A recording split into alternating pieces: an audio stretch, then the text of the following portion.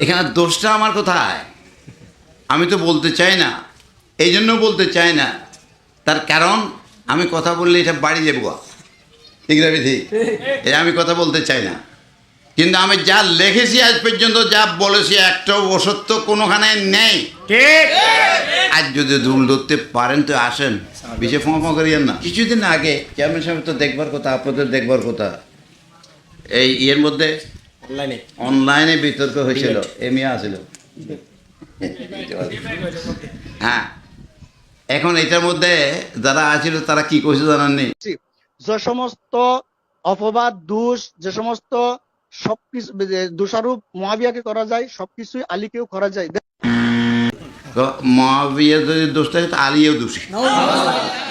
আর আলীকে আল্লাহ নির্দেশ করেছে হাদিস কোরআনের মধ্যে, নবী নির্দেশ করেছে, আর তারা কেউ নির্দেশ। আর তাদের পীর সাহেব আল্লাহ যেটা কয় সেটা কয়, আলীরে যদি করে বদনাম করে, কিছু খারাপ কয়, হেতে হলে জাহান্নামী নাসিবি, হ্যাঁ বেঈমান জাহান্নামী, তাদের পীর সাহেব কয়। এখানে দোষটা আমার কোথায়? আমি তো বলতে চাই না, এই জন্য বলতে চাই না। তার কারণ আমি কথা বললে এটা বাড়ি যাবো, ঠিক না বিধি?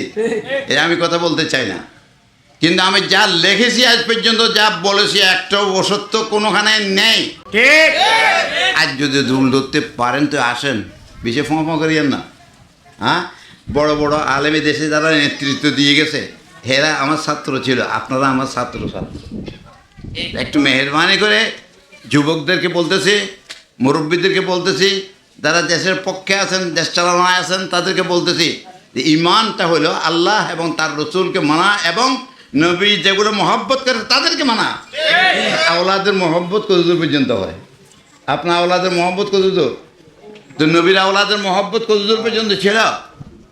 হ্যাঁ, যখন নাকি হাজরত হুসাইনের যখন নাকি দুনিয়াতে আসলো, হ্যাঁ, নবীর ফুফু হাজরত আব্বাসের মা নিয়ে গেল রসুলের কাছে, বাচ্চাটাকে হাজরত হুসাইনকে রসুল পাক কোলে দিলেন, এরকম করে নিয়ে বুকে নিলেন, চুমো দিলেন।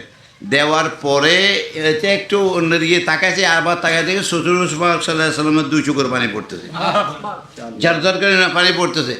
বললো কি হলো, আপনার নাতির কোনো অসুবিধা হয়েছে? বলেন না না না না, এক্ষুনি জিবরিল আসছে, একে আমার উম্মতের নামের লোকেরা হত্যা করবে কারবালার ময়দান। এটা বলে দিয়েছেন সঙ্গে সঙ্গে, ঠিক না ঠিক? হ্যাঁ, হত্যা করবো যারা আওলাদ রসুলকে হত্যা করে, একা মুসলমানকে হত্যা করে, সে কি সত্যিকারের মুসলমান? হ্যাঁ, সে কি আমাদের অনুকরণীয় হতে পারে? তো মুয়াবিয়া কীভাবে অনুসরণীয় হতে পারে? সে সমস্ত ব্যবস্থা করে গেছে। আর নবীর পক্ষে যে থাকবে, যে কোনো প্রকার লক্ষ্য না কেন, সে বেশ। নবীর বিপক্ষে, নবীর আওলাদের বিপক্ষে সামান্যতম বেশ কম আছে, সে জাহান্নামে। এখানে হতো না, নামাজ না পড়লে এটাকেও আল্লাহ ইয়ে করবো, হ্যাঁ মাফ করবো, আপনার চেষ্টা করতে হইব, ঠিক না, মাফ চাইতে হইব। কিন্তু নবীর বিরুদ্ধে কিছু বললে, আওলাদের বিরুদ্ধে মাফের কোনো পথ নাই।